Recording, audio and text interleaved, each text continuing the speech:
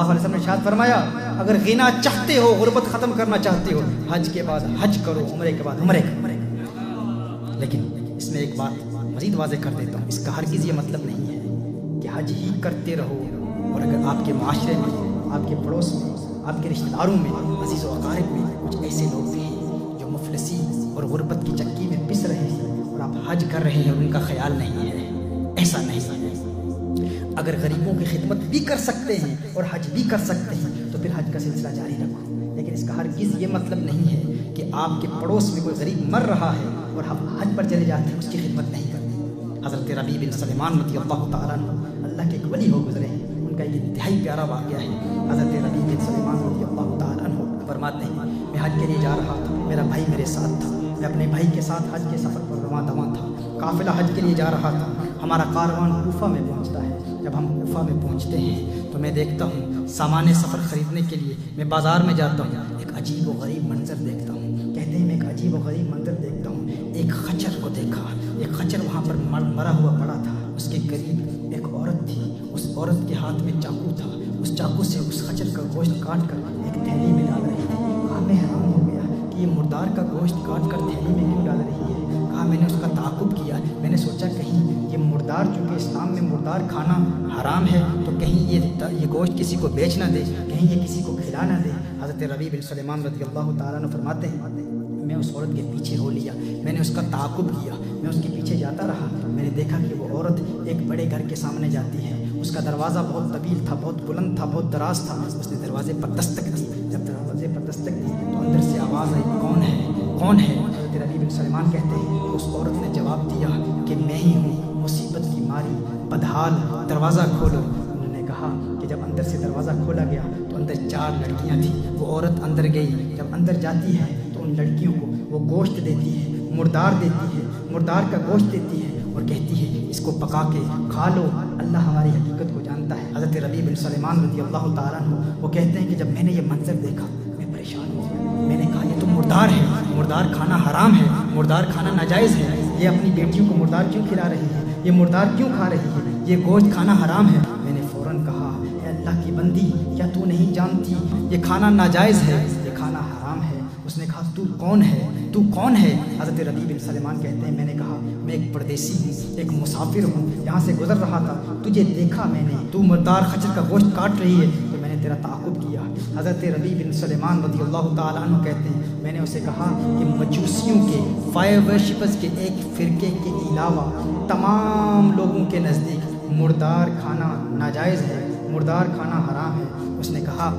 ہم جانتے ہیں اس بات کو، کیا تو نہیں جانتا ہم آل رسول ہیں، کیا تو نہیں جانتا ہم آل رسول ہیں، ہمارا تعلق خاندان نبوت سے ہے، ہم حضور اکرم صلی اللہ علیہ وسلم کی اولاد سے ہیں، ہم سید ہیں، ہم سید ہیں اور اسلام کے احکام کو جانتے ہیں۔ ان بچیوں کا، ان بیٹیوں کا والد انتقال فرما چکا ہے، وہ سید تھا، نیک تھا، اس کا انتقال ہو چکا، اور اس نے جو اپنا ترکہ چھوڑا تھا وہ ترکہ ختم ہو چکا ہے، وہ ترکہ ختم ہو چکا ہے۔ ہم غریب ہیں، مفلس ہیں، کتنے دنوں سے ہم نے کوئی کھانا نہیں کھایا۔ ہم جانتے ہیں کہ مردار کا کھانا حرام ہے، لیکن حالت اضطرار میں مردار کھانا جائز ہو جاتا ہے، مجبوری کے عالم میں مردار کھانا جائز ہو جاتا ہے۔ ہم جانتے ہیں کہ یہ اسلام کا حکم ہے، لیکن یہ ہمارے لیے جائز ہے۔ 4 دن سے ہم نے کچھ نہیں کھایا، ہمارا 4 دن کا فاقہ ہے۔ حضرت ربیع بن سلیمان رضی اللہ تعالیٰ عنہ فرماتے ہیں کہ جب اس آل رسول کی زبان سے میں نے یہ بات سنی تو میری آنکھوں سے اشکوں کی برسات جاری ہو گئی۔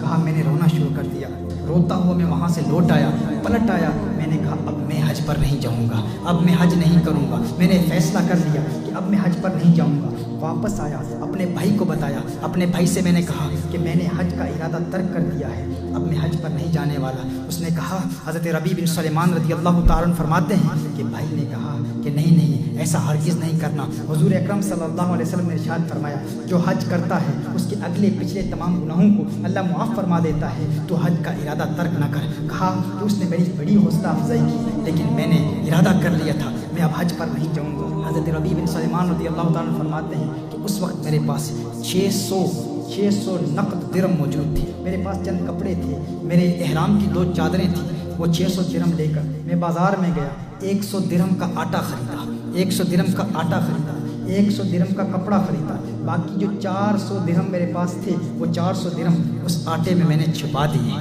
400 درہم میں نے اس آٹے میں چھپا دیے۔ جو میرے پاس کپڑا تھا، جو لباس تھا، احرام کی چادریں تھیں، وہ میں لے کر اس آل رسول کے گھر میں چلا گیا۔ اس خاتون کے دروازے پر دستک دی، اس خاتون نے دروازہ کھولا، میں نے کہا یہی میرے پاس ہے، یہ سب کچھ آپ رکھ لیجئے۔ جب انہوں نے دیکھا کہ 400 درہم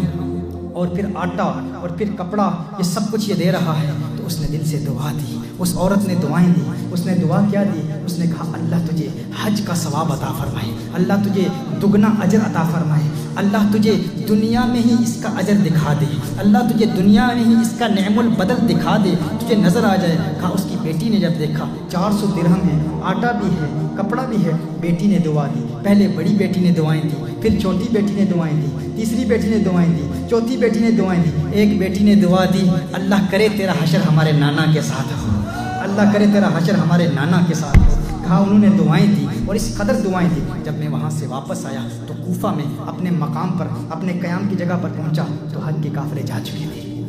کہا میں بہت پریشان ہوا، دل میں بڑی پریشانی محسوس ہوئی، دل میں یہ تمنائیں مچل رہی تھیں، یہ آرزویں تھیں، یہ خواہشات تھیں کہ میں حج کے لیے آیا تھا، قافلہ چلا گیا، میں کوفہ میں ہی رہ گیا، کاش کہ میرا بھی بلاوا آ جاتا، کاش کہ میں بھی حج پر چلا جاتا۔ کہا میں وہی انتظار کرتا رہا یہاں تک کہ حج کے قافلے جو حج کے لیے گئے تھے، حج کے وہ قافلے واپس آنا شروع ہو گئے، کاروان حج واپس آنا شروع ہو گئے۔ جب حاجیوں کی واپسی کا میں نے سنا تو میں نے ارادہ کر لیا، ایک پختہ عزم کر لیا کہ میں ہر حاجی کا استقبال کروں گا،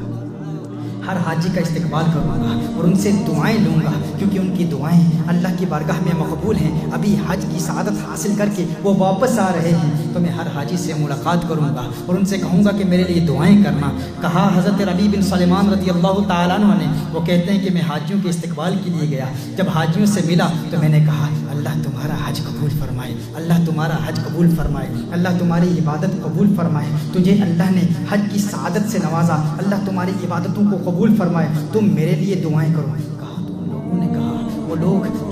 جو حج سے واپس آ رہے تھے، جن کا استقبال کرنے کے لیے میں گیا تھا، انہوں نے کہا کیا بات کرتا ہے،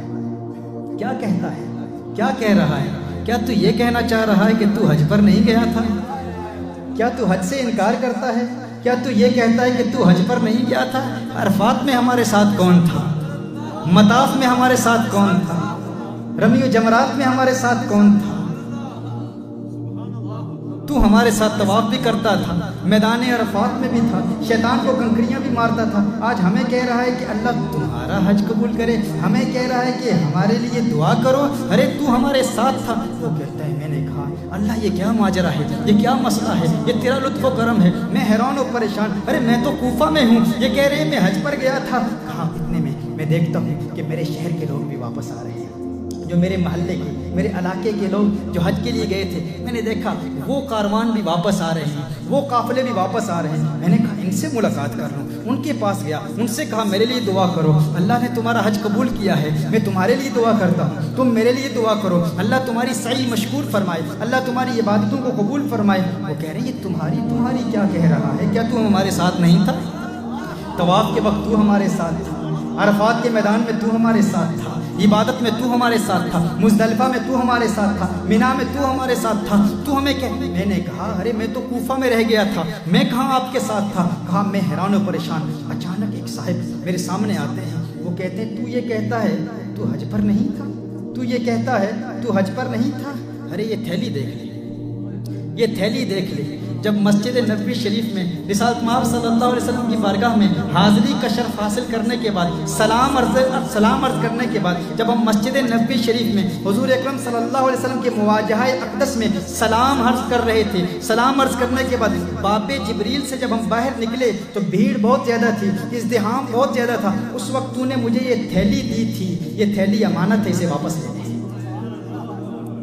میں پریشان حیران، ربیع بن سلیمان کہتے ہیں میں کہہ رہا تھا یہ کیا کہہ رہے ہیں؟ میں نے تھیلی دیکھی، اس تھیلی پر لکھا تھا من عاملنا ربحا، من عاملنا ربحا، من عاملنا ربحا، جو ہمارے ساتھ کاروبار کرتا ہے نفع اٹھاتا ہے، جو ہمارے ساتھ معاملہ کرتا ہے نفع اٹھاتا ہے۔ میں حیران پریشان، خدا کی قسم ساری زندگی میں نے اس تھیلی کو کبھی دیکھا بھی نہیں تھا، میں نے تھیلی کو دیکھا، حیران ہو گیا، تھیلی لے کر گھر واپس آیا، عشاء کی نماز ادا کی، کہا عائشہ کی نماز ادا کرنے کے بعد کچھ وظائف تھے، وظائف پڑھے، وظائف کو پڑھنے کے بعد آنکھیں بند ہوئی، سو گیا، آنکھ بند ہوئی، دل کی آنکھ کھل گئی، قسمت نے انگڑائی لی، کونین کے والے خسرو خوبا سیاہ لامکا نازش ہر دو جہاں مالک کے ارض و ہفتہ سما چارہ سازے درد مندہ فخر رسولہ آمنہ کا لال میرے سامنے موجود تھا، آمنہ کا لال میرے سامنے موجود تھا، مدینے والے آقا صلی اللہ علیہ وسلم میرے سامنے موجود تھے، آقا مسکرا رہے ہیں، مسکرا رہے ہیں، میں نے سلام عرض کیا، آقا نے جواب ارشاد فرمایا، میں نے دستبوسی کا شرف حاصل کیا، میں نے آقا کے ہاتھ چومے، آقا نے فرمایا ہے ربیع بن سلیمان، ہے ربیع بن سلیمان، اب کتنے گواہ چاہتا ہے، کتنے گواہ چاہتا ہے، کتنے گواہیاں چاہتا ہے، ارے اتنے گواہ پیش کر دیے اب بھی نہیں مانتا کہ تو نے حج کیا ہے، اور کتنی گواہیاں چاہتا ہے، کتنے گواہ چاہتا ہے، کتنے وٹنسز چاہتا ہے، تو ہے کہ مانتا نہیں، تو ہے کہ تسلیم نہیں کرتا، کہتا ہے میں نے حج نہیں کیا، آقا نے ارشاد فرمایا سن سن سن، جب میری آل کی تو نے خدمت کی تھی، جب میری آل کی تو نے خدمت کی تھی، جب حج کو ملتوی کیا تھا میری آل کی محبت میں، میرے خاندان کی محبت میں، جب تو نے حج کو ملتوی کیا تھا تو میں نے اسی وقت اللہ کی بارگاہ میں دستے دعا بلند کیے تھے، میں نے کہا ہے اللہ اس کو اس کا نعم البدل دے دے، اس کو اس کا اجر دے دے، اس کو اس کا ثواب دے دے، کہا میں نے دعا کی تھی، میں اکثر یہ شعر پڑھتا ہوں، تیری دعا نہ اثر سے کبھی ملول ہوئی، ادھر زبان سے نکلی ادھر قبول ہوئی، میرے آقا صلی اللہ علیہ وسلم نے ارشاد فرمایا میں نے دعا کی تھی، اللہ کے بارگاہ میں التجا کی تھی، اے اللہ اسے نعم البدل عطا فرما دے، جب میں نے اللہ کی بارگاہ میں دعا کی تو اللہ نے اسی وقت ایک فرشتہ تیری صورت پر پیدا کر دیا تھا، اللہ نے اسی وقت ایک فرشتہ تیری صورت پر پیدا کر دیا تھا، اور اللہ نے اس فرشتے کو حکم فرمایا میرے نبی کی آل سے پیار کرنے والے کا اجر یہ ہے فرشتے تو ربیع بن سلیمان کی صورت میں قیامت تک ہر سال حج کرتا رہے، ہر سال حج کرتا رہے، ہر سال حج کرتا رہے، میرے آقا صلی اللہ علیہ وسلم نے ارشاد فرمایا کہ وہ جو 600 درہم تو نے دیے تھے نا، اللہ نے اس کا متبادل دگنا کر کے دے دیا، تو نے 600 درہم دیے تھے، اللہ نے اس کا متبادل 600 دینار، 600 سونے کی اشرفیاں دے دی، 600 سونے کی اشرفیوں میں بدل دیا ہے، پھر میرے آقا صلی اللہ علیہ وسلم نے ارشاد فرمایا تو اب اپنی آنکھیں ٹھنڈی کر، اپنی آنکھ ٹھنڈی کر، اپنی آنکھ ٹھنڈی کر، میرے آقا نے ارشاد فرمایا، حضرت ربیع بن سلیمان کہتے ہیں خواب میں دیکھتا ہوں آقا صلی اللہ علیہ وسلم کا آخری جملہ کیا تھا، مدینے کے تاجدار کا آخری جملہ کیا تھا، آقا نے فرمایا من عاملنا ربحا، من عاملنا ربحا، من عاملنا ربحا، جو ہم سے کاروبار کرتا ہے نفع اٹھاتا ہے، جو ہم سے معاملہ کرتا ہے نفع اٹھاتا ہے، آقا یاد دلا رہے ہیں اس تھیلی کو نہ بھولنا، اس تھیلی کو نہ بھولنا، تھیلی کون سی تھی؟ وہ جو باب جبریل سے وہ فرشتہ آیا تھا ربیع بن سلیمان کی صورت میں، اور اس نے وہ تھیلی دی تھی، کہا تھا یہ امانت ہے لے جاؤ، یہ امانت کس کے لیے تھی؟ ربیع بن سلیمان کے لیے تھی، اللہ کے اس پیارے بندے کے لیے تھی، آل رسول سے پیار کرنے والے کے لیے تھی، ربیع بن سلیمان کو وہ تھیلی دی گئی تھی، اس تھیلی پر یہی لکھا تھا من عاملنا ربحا، تو آقا فرما رہے ہیں وہ جو 600 دینار ہے نا، وہ میں تجھے بتا رہا ہوں وہ کہاں ہیں، اشارہ دے دیا، کلو دے دیا، من عاملنا ربحا، جو ہمارے ساتھ معاملہ کرتا ہے نفع اٹھاتا ہے، ربیع بن سلیمان کہتے ہیں میری آنکھ کھلتی ہے، فوراً تھیلی اٹھاتا ہوں، تھیلی کو کھولتا ہوں تو اس تھیلی میں مجھے 600 دینار نظر آتے ہیں، 600 دینار نظر آتے ہیں،